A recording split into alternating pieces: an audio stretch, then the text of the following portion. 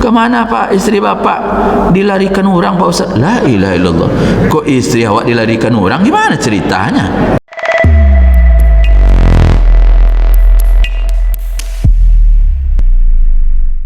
Bismillahirrahmanirrahim. Assalamualaikum warahmatullahi wabarakatuh. Innal hamdalillah nahmaduhu wa nasta'inuhu wa nastaghfiruh wa na'udzu billahi min shururi anfusina wa min sayyiati a'malina may yahdihillahu fala mudilla lahu wa may yudlil fala hadiyalah. Asyhadu an la ilaha illallah wa la syarika lah wa asyhadu anna Muhammadan abduhu wa rasuluh. Allahumma salli ala Muhammad wa ala alihi wa ashabihi wa man tabi'ahum bi ihsani ila yaumiddin. Wa qala Allah ta'ala fil Qur'anil Karim, ya ayyuhalladzina amanu taqullaha haqqa tuqatih wa la tamutunna illa wa antum muslimun. Amma ba'du. Hadirin Bapak Ibu sidang jemaah subuh yang berbahagia, bersyukur kita kepada Allah Subhanahu wa taala dalam limpahan rahmat karunia-Nya. Pada kesempatan subuh yang berbahagia ini, Allah masih memberikan kita umur yang panjang, badan yang sehat, dan diberikan kesempatan dan kekuatan iman, sehingga di tengah guyuran hujan yang memang kita nikmati akhir-akhir ini, namun demikian masih mampu melangkahkan kaki, mengayunkan tangan ke masjid yang kita cintai ini. Dan mudah-mudahan tentunya seluruh amal ibadah yang kita lakukan diterima oleh Allah Subhanahu wa taala. Salawat beruraikan salam tercurahkan pada baginda alam Nabi Muhammad sallallahu alaihi wasallam. Allahumma salli ala Muhammad wa ala ali Muhammad. Mudah-mudahan tentunya salawat ini bersambung kepada para istrinya, pada anak-anaknya dan pada cucu-cucunya, dan mudah-mudahan kita termasuk bagian orang-orang yang mendapatkan syafaatnya. Hadirin Bapak Ibu yang berbahagia, subuh hari ini kita berada di hari yang ke-13 di bulan Rajab 1444 Hijriah. InsyaAllah lebih kurang 47 hari ke depan maka Ramadan akan segera menjelang. Tentunya doa dan harapan kita Allah memberikan umur yang panjang, badan yang sehat, kemudian nantinya bisa menikmati Ramadan ini dengan segala kesempurnaannya. Bapak Ibu yang berbahagia, subuh hari ini kita berbicara tentang sebuah keinginan yang sangat manusiawi sekali, yakni bahagia. Ada orang menyebutnya bahagia itu dengan istilah happiness, ada orang yang menyebutnya dengan istilah saadah. Apapun yang namanya dan apapun sebutannya, tetapi yang intinya adalah kita mendapatkan kesenangan hidup. Apalagi ada juga orang mengatakan zaman now Pak Ustaz, apakah mungkin zaman sekarang ini kita mendapatkan kebahagiaan? Bahkan tidak sedikit juga orang menyalahkan yang zaman-zaman. Pak Ustaz, zaman ini kok makin lama makin gila. Kalau kita tengok sesungguhnya tidak ada istilah zaman gila. Yang gila itu orang yang hidup di zaman itu, Pak. Maka dalam hadis qudsi Nabi mengatakan, yu'zini ibnu Adam yasubbud dahra wa ana dahru. Apa kata Nabi Allah dalam hadis qudsi itu? Anak Adam itu menyakitiku dan dia mencelah zaman, padahal akulah yang membuatkan zaman. Maka maaf kalau dikatakan zaman itu gila, tidak ada. Jadi kita tidak bisa menyalahkan zaman, karena sesungguhnya zaman itu diciptakan oleh Allah. Cuma maaf, yang bermasalah adalah orang yang hidup di zaman tersebut. Maka Bapak Ibu yang berbahagia, tentunya setiap masa zaman itu akan berubah, tetapi para ulama mengatakan makin ke depan, makin jauh dari Nabi, maka zaman itu makin buruk.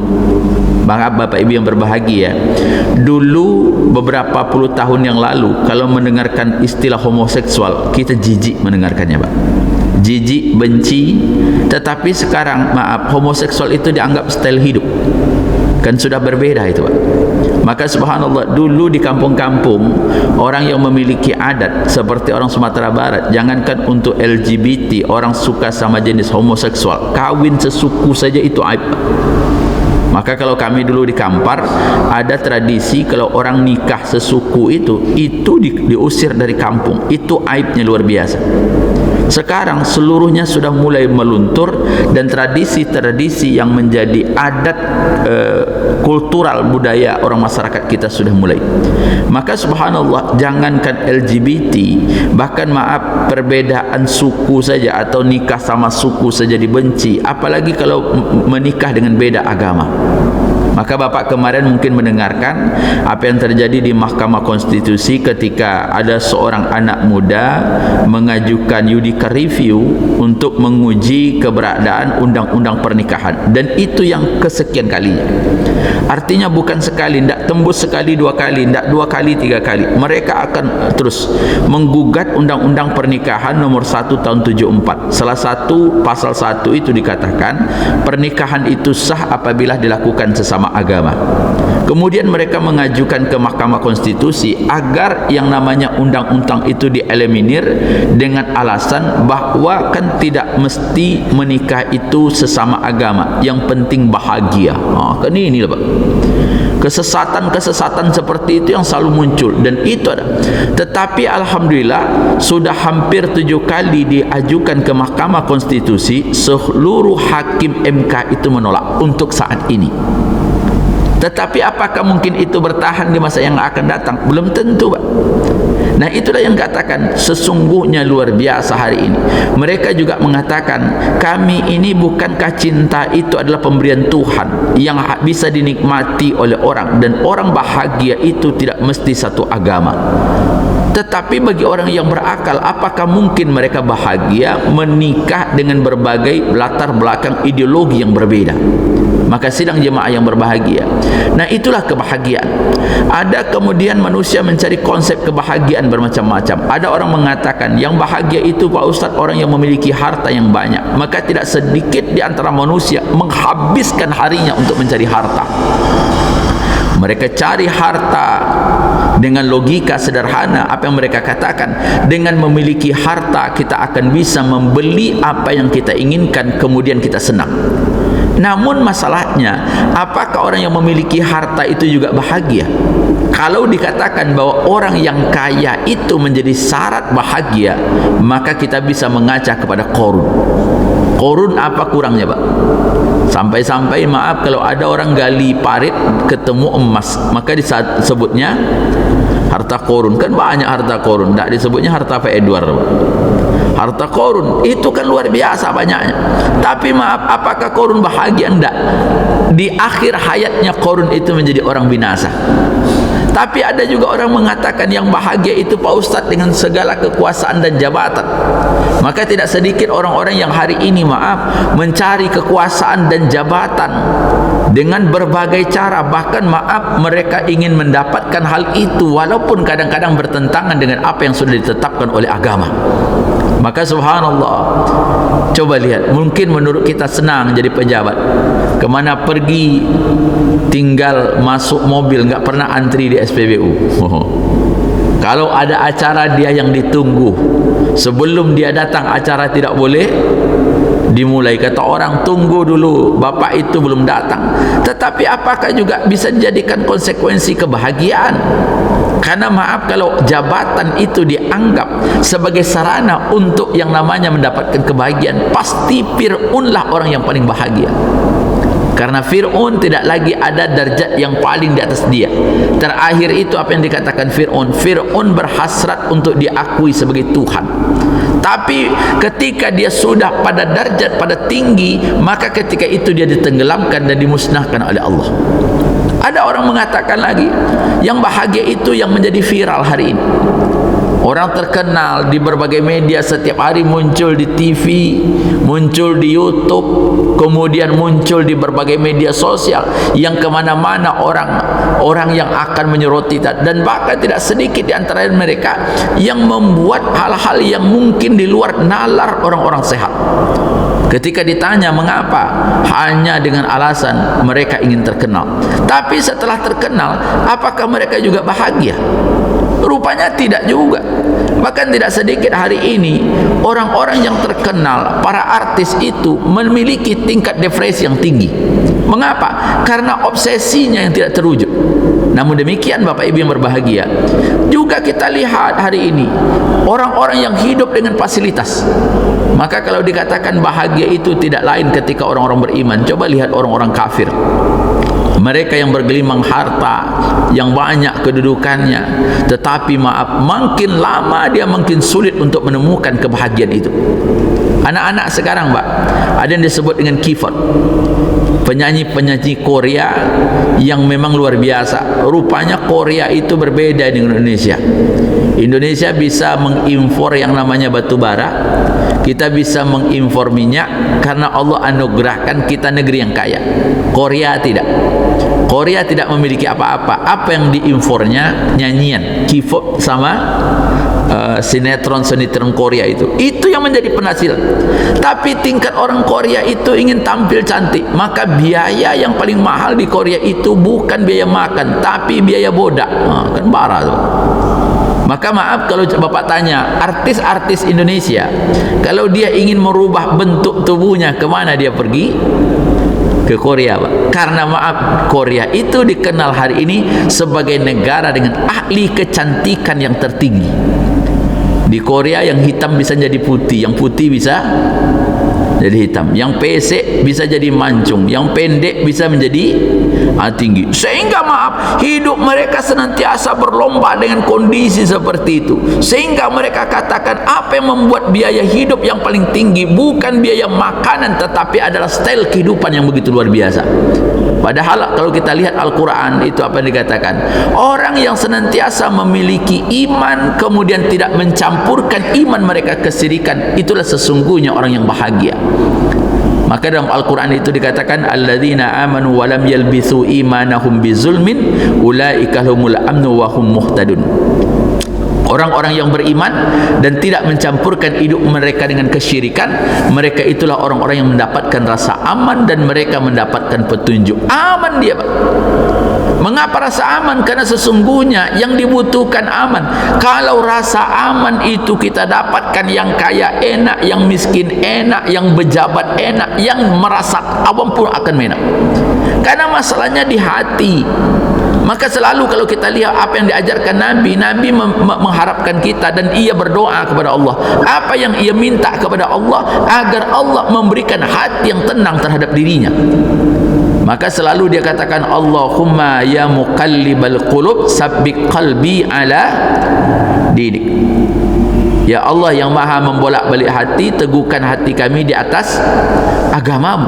Maka kalau sudah diberikan agama, Pak, tenang, aman. Apalagi kalau di antara sisa-sisa usia yang kita nikmati hari ini. Bukankah apa yang pernah disampaikan oleh Hasan Al-Bisri, manusia itu hanya kumpulan hari. Apabila satu hari pergi, maka sesungguhnya usia kita makin berkurang. Maka dulu imamnya para tabi'in Fadail bin Iyad, pernah satu ketika dia berjalan bertemu dengan orang tua. Kemudian dia bertanya, berapa umurmu? 60 tahun. Apa kata Fadail bin Iyad? Sesungguhnya engkau telah berjalan mendekati Tuhanmu, sebentar lagi akan sampai. Orang itu mengatakan, innalillahi wa inna ilaihi raji'un. Ditimpa kemudian oleh Fadail bin Iyad, ngerti tak kamu apa yang kamu ucapkan dari kalimat innalillahi? Maka dia katakan, tolong jelaskan. Maka dia katakan, sesungguhnya innalillahi itu pengakuan seorang hamba bahwa ia diciptakan oleh Allah dan kembali kepada Allah. Kembali kepada Allah bukan hanya membawa pepesan kosong, tetapi akan penuh dengan tanggung jawab hidup yang pernah kita lakukan. Ibu bapak yang berbahagia punya kampung, nanti Idul Fitri pulang kampung, sampai kampung pasti banyak orang tanya, apa kerajo di Pekanbaru, labara orang cucu sehat tidak? Tapi ketika di depan Allah bukan itu yang dipertanyakan. Pertanyaan tentang fasilitas yang Allah berikan, sudahkah fasilitas itu untuk lebih banyak mendekatkan diri kepada Allah atau tidak?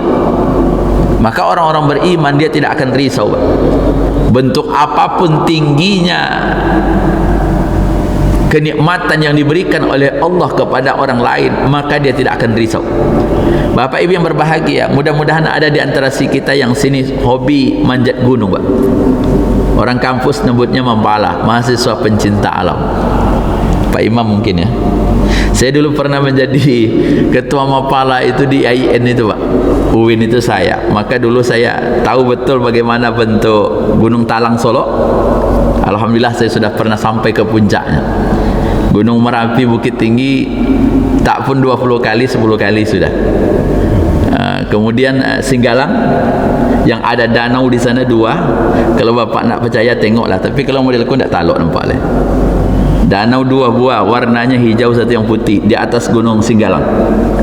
Nah, yang paling menarik itu ketika di Mekah ada namanya Jabal Nur, Gua Hira. Jadi kalau anak-anak mafala bisa ke sana. Tapi apa yang terjadi? Menurut orang bawah, yang di atas itu enak. Tapi perlu Bapak ingat, karena sesungguhnya menurut ilmu pengetahuan, makin tinggi kita, oksigen itu makin berkurang. Jadi maaf, makin tinggi bukan makin banyak oksigennya. Jangan menyangka makin di gunung itu makin enak oksigennya, tidak. Maka makin tinggi orang itu naik, itu makin berebut oksigen. Maka sesungguhnya yang paling enak yang di bawah, Pak. Maka kalau kita baca sejarah, mengapa orang-orang pendaki gunung Everest, gunung tertinggi itu, apa penyebab mereka mati kebanyakan? Kehabisan oksigen. Oh, dia tinggi Pak Ustaz, hidup begitu juga, Bu. Jangan memandang orang yang tinggi. Makin tinggi fasilitas hidup itu makin mahal biayanya, Pak.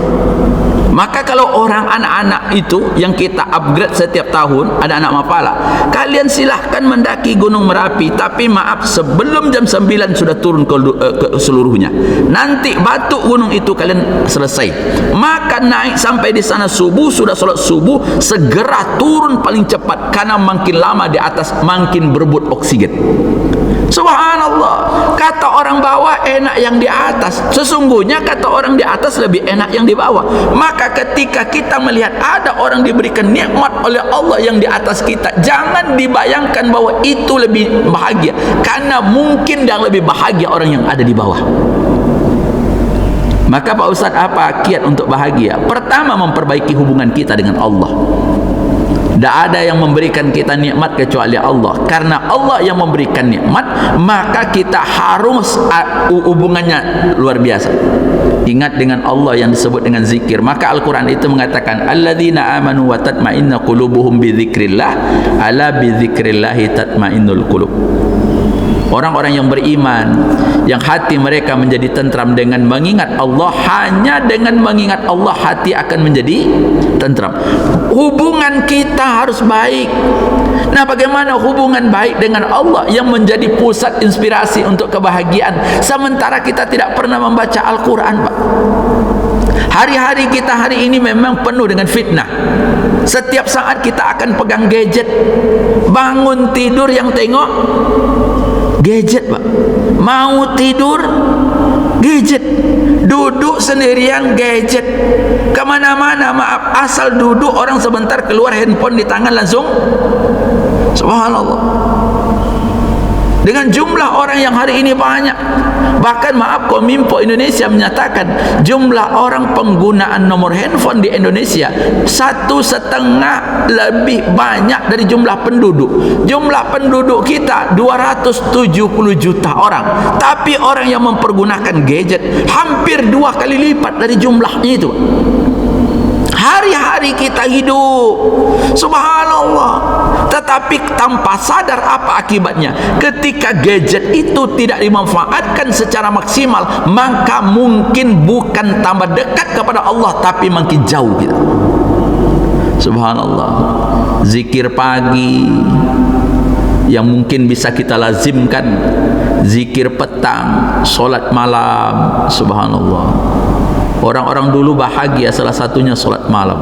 Maka maaf, jangan pernah meninggalkan solat malam. Terakhir ketika sudah ngaji di masjid, baru bangun Bapak, tidak mungkin solat hajud, bisa melaksanakan solat witir walaupun 1 rakaat, kan masih bisa. Karena batas waktunya kan menjelang masuknya solat subuh. Tapi kalau dah azan pula, ananda kita itu jangan dulu. Maka subhanallah, Nabi menghadapinya, Pak, luar biasa. Besok paginya perang Badar, hari ini solatnya. Sudah berada pasukan berhadapan antara orang kafir Mekah, orang kafir Quraisy yang datang dari Mekah dengan orang muslim di Madinah. Nabi masih berdoa kepada Allah. Sempat dia didapatkan usulan dari Abu Bakar, ya Rasulullah, berhentilah engkau berdoa, doamu akan dijawab oleh Allah. Orang sudah mulai berperang, Rasulullah masih berdoa, Pak. Karena mengapa? Hubungannya dengan Allah luar biasa. Kalau kita kan terbalik, doa itu bagian terakhir. Mari kita tutup acara ini dengan doa. Beda, Pak. Nabi, orang disuruhnya berperang, Nabi dikawal oleh Sa'ad yang ketika itu tegak, karena saat itu kalau sekarang ajudan atau apa namanya itu, Ajudan pribadi Rasulullah itu kemana pergi Sa'ad akan berada. Bahkan begitu saja Nabi hijrah, rumah Nabi dikawal oleh Sa'ad. Subhanallah, Nabi berdoa luar biasa, dan orang-orang berperang, Nabi juga masih menahan diri. Subhanallah, kedekatan kita dengan Allah. Maka kalau hubungan kita dengan Allah tidak begitu dekat, mana mungkin kita akan mendapatkan kebahagiaan. Wa man a'rada an zikri fa inna lahu ma'isyatan danka wa nahsyuru yaumal qiyamati a'ma. Orang-orang yang berpaling dari peringatanku, maka sungguh dia akan menjalani hidup yang sempit, dan kami akan mengumpulkan mereka pada hari kiamat dalam keadaan buta. Orang-orang yang, maka subhanallah, bapak-bapak yang hari ini kita sudah tua ni, harus lebih banyak berkomunikasi dengan Al-Quran. Jangan diperbanyak nyanyi, saya takut nanti bapak joget-joget mati sudah. Ini kan luar biasa, luar biasa. Kadang-kadang masyarakat kita ni juga luar biasa. Untuk senam banyak, untuk olahraga banyak, untuk kedi. Subhanallah, saya menarik. Sekarang ada tren masyarakat Pekanbaru, ibu-ibu majelis taklim itu suka jalan-jalan. Alhamdulillah. Jadi asal Jumat, Sabtu, Minggu nangkring bus-bus pariwisata. Satu sisi ada faedahnya, bisa menumbuhkan perekonomian, minimal perekonomian Sumatera Barat. Tadi saya ke sini sudah 2 buah situ. Pajar wisata tu tegak dekat CFC, menunggu ibu-ibu datang untuk wisata. Cuma hebatnya itu, Pak. Apa kata pengurus masjid? Ibu-ibu, kita besok wisata ke Arau jam 5. Sebelum jam 5 sudah datang. Jam 3 dah tegaknya situ. Begitu ke masjid dah okey nak tiba-tiba. Ini yang masalah ni, Pak. Ini yang masalahnya. Saya tengok diumumkan tu, ibu-ibu kita berangkat besok jam 4, kita bertolak dari Pekanbaru, solat subuhnya di Rimbo Panjang. Jam 4 mobil sudah ada di sini. Jam 3:30 lah datang tu bawa tenteng-tentengan, kepala ayam je lah, kaki ayam je dibawanya. Ya Allah, untuk duniawi. Tertulis di mobilnya, rombongan majlis taklim masjid ini. Jam 3:30 tak ngantuknya dah, Pak. Begitu ditunggu oleh Allah doanya untuk salat tahajud, tak jago-jago je. Itu kan masalah tu. Subhanallah. Tapi itulah luar biasa. Entah ke mana-mana sekarang. Ini bukan jalan-jalan biasa ni Pak Ustaz, ini rihlah. Masyarakat kita pandai buat nama, Pak. Ini bukan jalan-jalan Pak Ustaz, ini healing. Apapun nama sama je tu nyo. Nak healing, nak jalan-jalan, nak tamasa. Dulu kan tamasa. Lebih enak tamasa sesungguhnya dari kalimat masa yang si jalan-jalan. Subhanallah.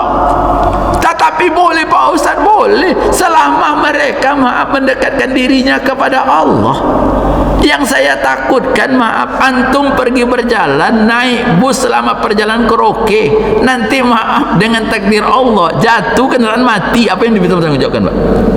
Subhanallah. Sudah nenek-nenek karaoke live pula dari Facebook. Ya Allah, awak nengok gimana lah itu. Nah, luar biasa. Tak ada yang di situ. Barangkali lebih banyak ada yang ceramah, ada yang membaca Al-Quran satu, yang nyimak. Subhanallah, kemudian dikaitkan dengan alam. Itu kan lebih bagus. Mandang lautan, coba lihat begitu luasnya nikmat Allah, yang di dalamnya ada ikan yang jumlahnya sampai sekarang orang tidak bisa menghitungnya. Kadang-kadang maaf, hebatnya lagi di bawah lautan itu ada minyak, maka orang membuatnya minyak lepas pantai. Mengapa kok bisa diambil? Bagaimana nikmat yang Allah berikan? Mengapa hanya terpikir apa yang nampak, tetapi lebih banyak nikmat yang kalau kita pikirkan, mudah-mudahan lebih banyak kita mengingat Allah. Subhanallah.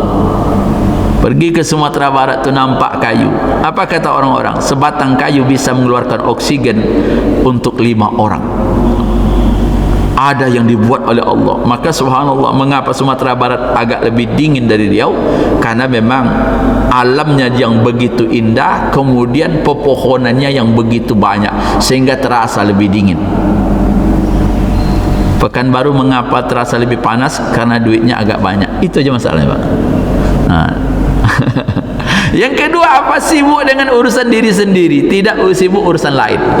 Nah, ini yang kita katakan tadi, gadget itu, kalau Bapak pernah membaca sebuah tulisan dari peneliti Amerika Serikat, namanya saya lupa apa dikatakan, salah satu pengaruh dampak dari permainan game yang dimiliki oleh anak kita hari ini adalah sikap brutal. Maka jangan heran Bapak Ibu yang berbahagia, hari ini anak-anak kita akhlaknya luar biasa. Yang kalau boleh dikatakan yang begal-begal itu rata-rata usianya usia sekolah. Beruntunglah Pak Buyung ini sekolahnya di IT, Pak, sehingga anak-anak terdidik. Tetapi anak-anak yang tidak terawasi oleh orang-orang tua kemudian diberikan gadget, maka para peneliti mengatakan pengaruh dari permainan game itu membuat anak kita menjadi anak-anak yang beringas dan brutal. Nyatanya sebagian besar anak-anak begal itu usianya adalah anak-anak remaja. Angka kejahatan seksual, kemarin ibu bapak mungkin mendengarkan apa yang disampaikan oleh Pengadilan Agama Kabupaten Ponorogo, Jawa Timur. Selama tahun 2022, 177 anak mengajukan dispensasi pernikahan. Artinya begini, undang-undang kita memperbolehkan wanita menikah di usia 19 tahun, usia minimal, dan laki-laki 21 tahun. Tapi kalau di bawah itu mereka harus menikah, baik dengan cara baik atau sudah bermasalah, maka biasanya harus melalui proses pengadilan agama, minta dispensasi. Dan itu diminta. Dan angka itu terus ada. Anehnya mengapa? Karena maaf si wanitanya sudah hamil duluan. Dan itu angkanya bertambah. Subhanallah, luar biasa. Karena anak kita melihat sesuatu yang tidak wajar dia lihat. Dunia itu sudah begitu rupa. Subhanallah. Sekarang sudah muncul lagi objek-objek wisata. Beruntung dekat Riau tidak ada, Pak. Kalau Bapak pernah ke Bali nih, Pak Imam kemarin ke Bali ya, waktu apa? Itu di Bali sekarang ada sebuah tempat, Pak, objek wisata yang itu tidak boleh dimasuki orang yang membawa anak. Tempat wisata itu hanya untuk 18 tahun ke atas, karena boleh melakukan apa saja. Untungnya di Bali, Bu. Kalau di Riau mungkin di Bolinya. Luar biasa, Pak. Mau apa kita, Pak? Hidup kita maka hari ini apa yang kita lakukan? Maka dengan menyibukkan diri sendiri itu lebih baik. Maka Nabi mengatakan min husnil islamil mar'i tarkuhu ma la ya'nihi. Di antara baiknya Islam seseorang mereka meninggalkan apa yang tidak memberikan manfaat. Maka kadang-kadang apa yang membuat kita bisa nimbrung dengan orang lain? Mata. Maka Rasulullah katakan fal ainani zinahuma an-nazar. Zina dari mata itu adalah melihat. Kata Ibnul Qayyim dalam kitabnya Al-Fawaid, godaan setan itu kan, iblis itu bisa 4. 1 mata, yang kedua mulut, yang ketiga perut, yang keempat pergaulan. Maka maaf, kadang-kadang kita nampak orang, tengok aja, tak masalah, baru mata. Cuma kadang-kadang mulut ikut. Nampak kawan tu bawa mobil, tanya ini kredit atau lunas, apa pula ditanya? Subhanallah, ini kok rumah warnanya kok putih, kok enggak kuning, macam-macam, Pak. Maka subhanallah, ketika kita sudah lobby ke apa orang, termasuk tadi yang dikatakan masalah mata, kemudian masalah yang namanya perut, kemudian pergaulan, biasanya kita akan hidup dengan orang-orang yang seide dengan kita. Maka maaf, biasanya orang-orang itu akan bersama. Kalau kita berkumpul dengan orang-orang zikir, maka kita insya Allah berzikir. Ngumpul dengan orang IOF, itu kita cerita mobil off-road, Pak. Tapi kalau dia ngumpul dengan orang mancing, pasti ceritanya mancing. Saya tengok kawan-kawan yang suka mancing tuh, asal hari Sabtu Ahad berangkat dia ke Langgam sana, Pak. Langgam Pelalawan, Kerinci, mancing. Subhanallah, bawa pancing, bawa mobil, bawa makanan, sewa pompong. Saya tanya berapa sewa pompongnya?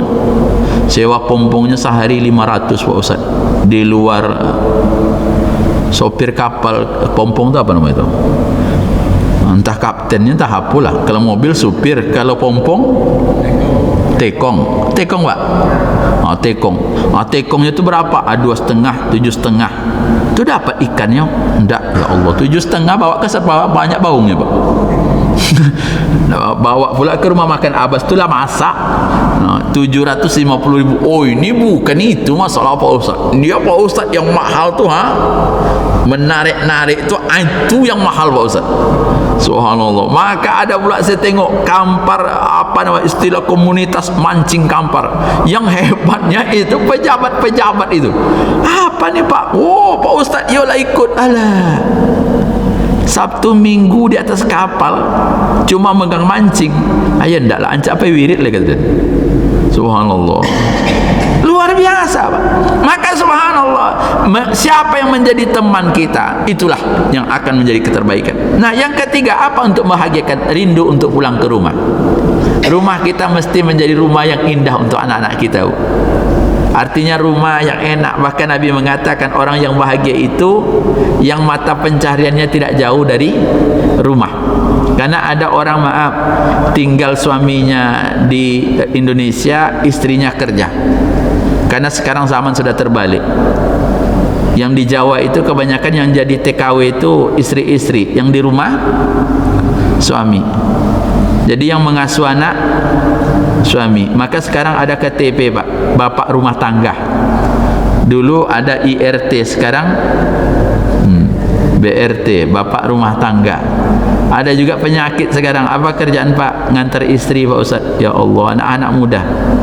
Ibu, itu iya Pak Ustaz, baguslah Pak Ustaz, daripada medak belaki. Iya juga nampaknya Pak. Jadi sekarang banyak suami itu kerja ngantor istri, antar istri pulang, nanti pas pulang jemput. Kenapa? Karena suami ditakdirkan Allah belum bekerja dan dia menggantungkan hidupnya pada suami. Jadi ini juga akan bermasalah Pak. Mengapa? Karena sesungguhnya kewajiban yang mencari nafkah itu adalah suami. Tetapi hari ini juga tidak dipungkiri banyak perusahaan-perusahaan lebih membutuhkan wanita daripada laki-laki. Bahkan maaf, tidak sedikit proyek pekerjaan yang dulunya dilakukan oleh laki-laki sekarang diambil wanita. Dulu tidak ada yang namanya supir truk itu wanita, sekarang banyak. Dulu tidak ada namanya, kalau dulu yang namanya kenek mobil bus itu Pak, itu laki-laki Pak. Sekarang kenek mobil Pekanbaru Medan yang double tracker tuh uang Tino Pak, kayak pramugari mobil pula dia. Kadang-kadang awak sangka dia direktur, rupanya kenek mobil, pakai dasi, pakai pakaian kayak kantor, rupanya kenek.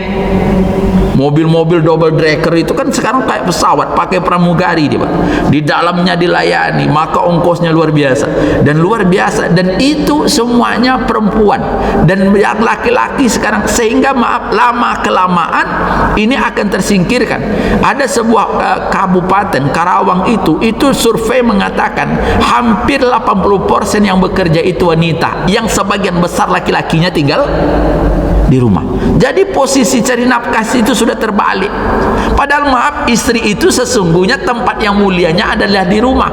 Tapi suami itu akan bahagia kalau selesai dia bekerja kemudian dia pulang. Maka Al-Quran itu betul apa yang dikatakan, wa min ayati an khalaqalakum min anfusikum azwaja litaskunu ilaiha. Dan di antara tanda-tanda kekuasaan Allah, dia menciptakan pasangan untukmu dari jenismu sendiri agar kamu cenderung dan merasa tentram. Jadi ketika orang di rumah tentram, itu urusannya bahagia Pak. Jadi kalau ada bapak tak nyaman di rumah, ini masalah. Tapi hari ini juga terbalik. Dulu tahun-tahun 2000-an ke atas, ke bawah, ke atas dia, ke bawah, itu di pengadilan agama yang paling banyak adalah suami menceraikan istri.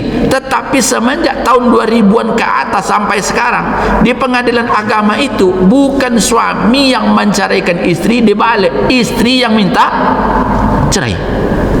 Itu kenyataan loh Pak. Alasannya sederhana, tidak cinta lagi Pak. Dulu maaf, ada suami yang pergi tak kembali-kembali. Sekarang maaf, yang pergi itu banyak istri Pak. Kemana Pak? Istri bapak dilarikan orang Pak Ustaz. La ilaha illallah. Kok istri awak dilarikan orang? Gimana ceritanya? Allah. Saya kasihan nengok seorang bapak, dia curhat. Sudah subuh di sebuah masjid di Pasar Pusat, Pak Ustaz, saya cerita, apakah ada kewajiban saya memberikan nafkah istri saya yang telah mengusir saya? Oh, saya cerita, orang mana kampung bapak? Orang kampung Pak Ustaz. Langsung loyo jadi Pak. Orang Kampar Pak Ustaz. La ilaha illallah. Jadi gimana ceritanya Pak Ustaz? Saya diusir Pak Ustaz. Sekarang saya lari tinggal dengan keluarga saya. Kemudian kain saya diantar. Anak-anak bapak, anak-anak saya pun ikut mengusir saya. Tapi saya tak mau tanya apa penyebabnya, nanti tambah menderita. Apakah ada kewajiban saya lagi Pak Ustaz memberikan nafkah? Ya enggak usah lah Pak, bapak udah diusir kok kasih nafkah sayang. Betul bapak kayaknya. Subhanallah. Berapa usia sudah 68 Pak Ustaz. Ya Allah, 68 awak diusir oleh bini Pak. Itu mungkin pensiunnya lah habis tuh Pak. Allah. Lah pensiun Pak, dia lah pensiun tu diusir, kalau nak pensiun enggak dong. Saya bilang gimana Pak, mana rumahnya? Di situ, dekat pulanya Pak, di Jalan Pangeran Hidayat. Dekat betul. Dia cerita macam-macam, inilah nasib. Saya katakan Pak sabar, kan enggak ada lagi Pak. Mungkin satu saat bapak berdoa saja kepada Allah, kemudian dia menangis. Nengok bapak tu menangis, awalnya nak menangis pula. Menangisnya saya bukan kasihan Pak, jangan senasib pula awak besok sama dia. Itu terbayang tu Pak. Ya Allah, ya Allah. Ada pula sang bapak tu, ya Allah, datang dia kembali kepada Rumbain. Saya katakan Pak, apa kabar? Saya kembali ke rumah anak saya. Anaknya marah. Begitu saya ingatkan anaknya, nah itu ayah kalian. Terlepas ayah kalian itu apa yang terjadi dengan dirinya, jangan kalian marah. Saya tanyakan apa masalahnya. Itulah Pak Ustaz, begitu ibu kami meninggal, tak lama, belum 40 hari, masih harum, masih belum berubah tanah ibu kami itu dah menikah ayah kami. Ayah kami dijualnya tanah dibuatan tu Pak Ustaz, dibuatnya rumah istri muda. Kemudian sekarang istrinya Pak Ustaz pergi dengan orang lain. Ngapa gitu? Ayah kami 71, yang pada usia 35. Itu sama orang tua naik ke LX nama Pak. Tinggi ni nyodek Honda tu je. Sekarang dah pergi balik lagi. Sampai Pak maaf buruk cerita saya tu.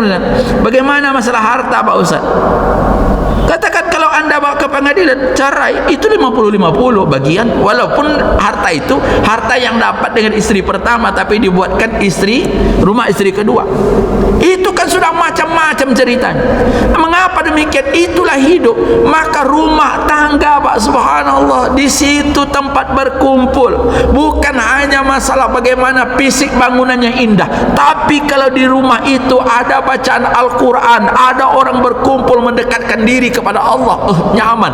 Dan setiap anak rindu untuk berkumpul dengan ayahnya, dan ayah asal pulang bekerja ingin segera untuk pulang ke rumah. Cuma karena banyak juga bapak-bapak ni, begitu pulang kerja bukan ke rumah, kakak adanya main domino. Itu bahaya. Subhanallah. Kemudian apa? Yang keempat, agar bahagia berperbanyak zikir.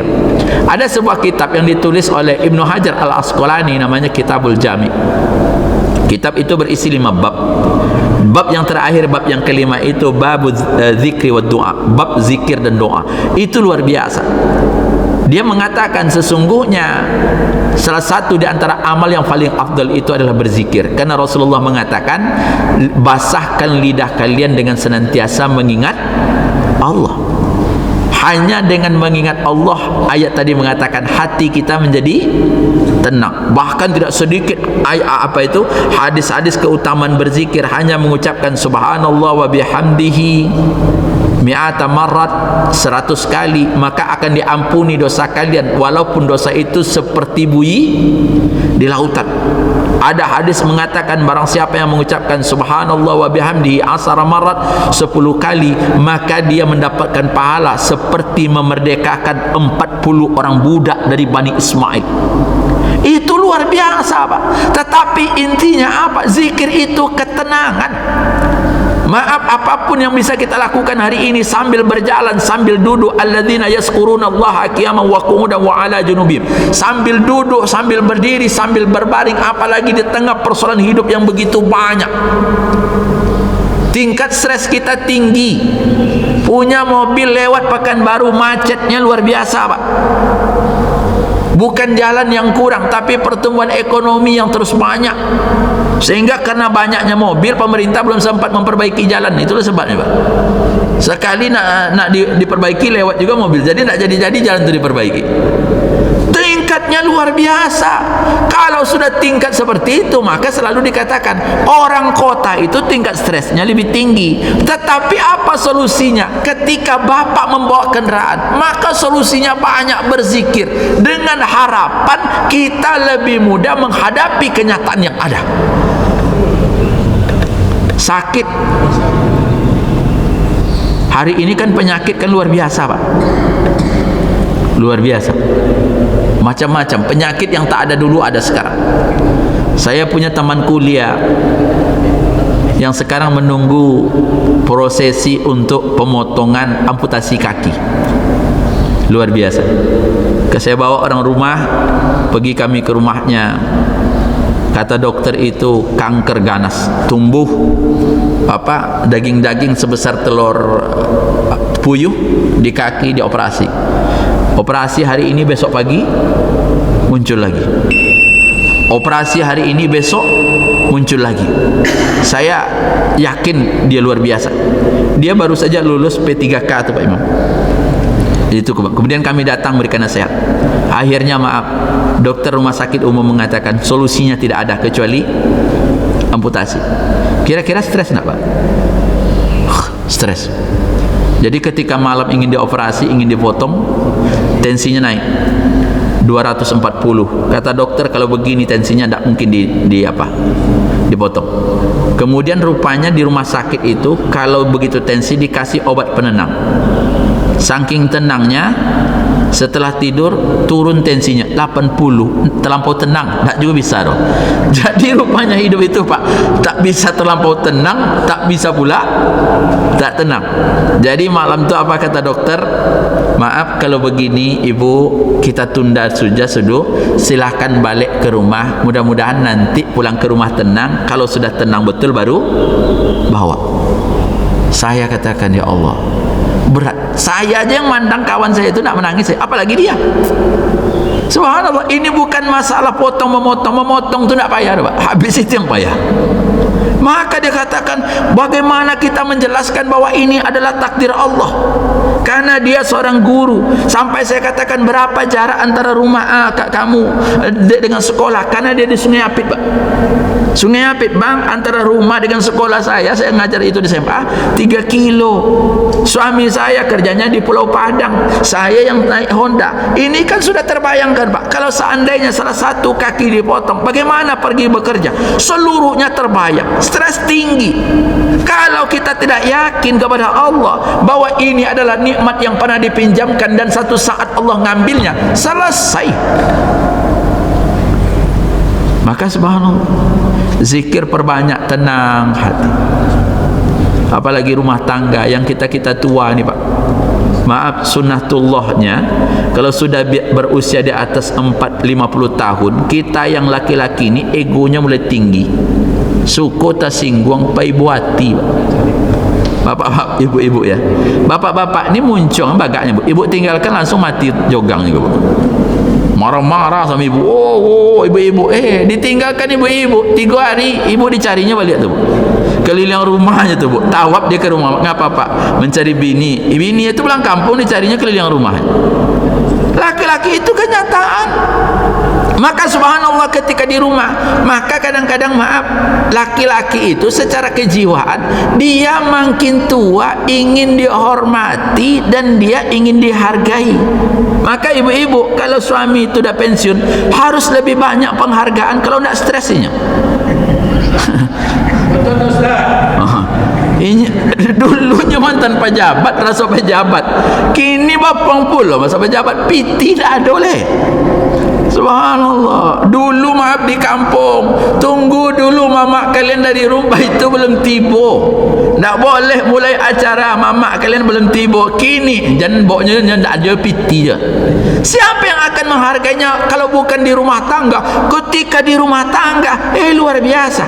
Antara persepsi anak dengan ayah itu berbeda.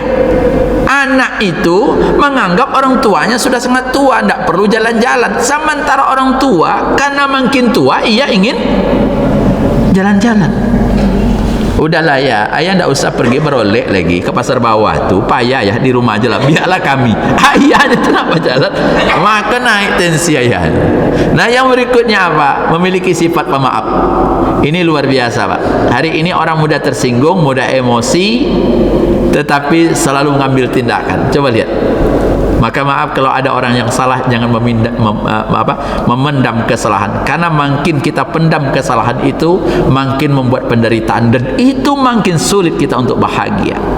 Ada orang-orang yang hari ini menipu bapak, ada orang-orang yang hari ini menzalimi bapak. Sudah, solusinya maafkan. Kalau bapak simpan sebuah sebagai dendam, maka hanya bapak yang akan menderita. Pernah mendengar seorang sahabat yang bernama Mu'az, seorang anak kecil Ansor, yang dialah yang memotong kaki Abu Jahal ketika perang Badar, sampai dia mengatakan, saya melihat kaki Abu Jahal itu terlepas dari pahanya seperti buah yang ranun dari pokoknya. Tapi apa yang terjadi? Begitu dia ingin membunuh Abu Jahal, lengannya dipotong pula oleh Ikrimah, anaknya Abu Jahal, yang ketika itu Ikrimah belum masuk Islam, Pak.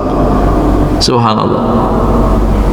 Tapi maaf, begitu hebatnya pertentangan, kemudian maaf, akhirnya Ikrimah masuk Islam. Apakah mereka pernah mengatakan engkau dulu begini-begini? Enggak ada. Apa yang terjadi? Karena Rasulullah itu orang pemaaf. Bahkan ketika Fathul Makkah, Ikrimah lari ke Yaman, istrinya datang kepada Rasulullah untuk memberikan amnesti terhadap Ikrimah. Ketika itu Rasulullah memberikan syarat, selama dia tidak mengganggu dan pulang tidak membawa pedang, saya akan jamin keamanan Ikrimah. Ikrimah begitu dia menengok betapa hebatnya Rasulullah menjadi orang pemaaf, maka Ikrimah akhirnya masuk Islam dan dia mendapatkan hidayah. Maka kalau ada orang yang salah, maka jangan kepada kita, jangan kita menyimpan rasa dendam, tapi jadi orang pemaaf, insya Allah bahagia. Yang keenam apa? Membantu orang lain. Selalu ayat Al-Quran itu dikatakan, lan tanalal birra hatta tunfiqu mimma tuhibbun. Kalian tidak akan sampai kepada kebahagiaan yang sesungguhnya sampai kalian memberikan yang terbaik kepada Allah. Mari kita saling membantu menjadi orang dermawan, karena kita yakin, maaf, kedermawanan itu luar biasa. Sampai dalam sebuah hadis Nabi mengatakan, dikatakan wattaqun nara walau bisyikit tamratin. Cegahlah api neraka itu walau kalian bersedekah hanya dengan sebiji kurma. Bantu orang lain, bantu tetangga, bantu kiri kanan, Pak. Yang berikutnya apa, Pak Ustaz? Agar bahagia, qanaah. Qanaah itu apa namanya? Merasa cukup dengan apa yang kita miliki, tapi tetap kreatif untuk bekerja dan berusaha. Tapi saya yakin lebih banyak orang-orang yang hari ini lebih susah daripada kita. Kalau kita mandang ke bawah, maka insya Allah kita bahagia, Pak. Tapi kalau mandang ke atas, kita merasa kita lebih kurang. Di situ akan hilang kebahagiaan. Subhanallah. Bapak-bapak di sini duduk-duduk dapat duit. Pergi tengok di kebun sana, Pak. Orang-orang yang sering tengok kebun, ibu-ibu mengumpulkan berondol. Hari ini saya tengok kebun sawit itu, Pak. Banyak sumber yang bisa. Sekarang orang membeli lidi sawit. Lidi sawit. Ambil lidi sawit. Saya tanya, Bu, berapa sekilo? 4.700, Pak Ustaz. 1 kilo lidi itu, Pak. Dulu sapu itu, Pak, dibelinya per tangkai, sekarang per kilo. Jadi saya katakan berapa? Lebih mahal lidi sawit ketimbang lidi kelapa. Lidi kelapa untuk sapu, Pak. Lidi sawit itu untuk impor. Jadi sekarang maaf, banyak pula orang supaya berharap begitu ada orang panen, ibu-ibu itu mencari lidi sawit, dijemur. Luar biasa. Ibu, maaf, subhanallah, kerja duduk-duduk, di kampung sana berapa banyak orang yang kerjanya pinang. Bapak hari ini alhamdulillah menikmati masa pensiunnya, ada rumah petaknya, ada rezeki. Ada orang-orang sebagian, maaf, kalau kita pergi ke pasar dan tua-tua, kalau mereka tak berdagang, tak ada yang mereka akan makan. Apa juga yang dinikmati lagi? Yang tidak bersyukur. Syukur diberikan sehat, alhamdulillah. Saya ketemu dokter hari Ahad, dia katakan, Pak Ustadz, kalau ada orang usianya 60 tahun kemudian dia sakit jantung, itu bukan sakit, itu memang sunatullah. Tapi kalau usianya di bawah 40 tahun ada jantung, itu baru sakit jantung namanya. Jadi dikatakan di atas 50 tahun itu sesuai dengan kodratnya, tensi, apalagi itu, asam urat, kolesterol, itu biasa karena memang organ tubuhnya sudah berkurang.